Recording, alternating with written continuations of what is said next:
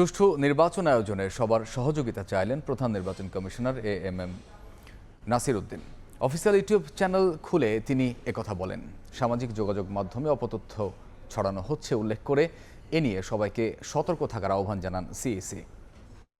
অবাধ এবং সুষ্ঠু নির্বাচনের জন্য, গ্রহণযোগ্য নির্বাচনের জন্য নির্বাচন ব্যবস্থার প্রতি আস্থা এবং নির্বাচন ব্যবস্থার স্বচ্ছতা অত্যন্ত গুরুত্বপূর্ণ। ইদানিং একটা বড় চ্যালেঞ্জ আমাদের সম্মুখে দেখা দিয়েছে। সেই চ্যালেঞ্জটা হচ্ছে কৃত্রিম বুদ্ধিমত্তা বা এআই এর অপব্যবহার সংক্রান্ত চ্যালেঞ্জ।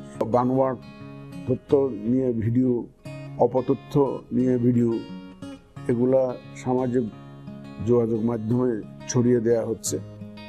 আমার আবেদন থাকবে, যে কোনো তথ্য বিশ্বাস করার আগে আপনারা দয়া করে যাচাই করে নেবেন।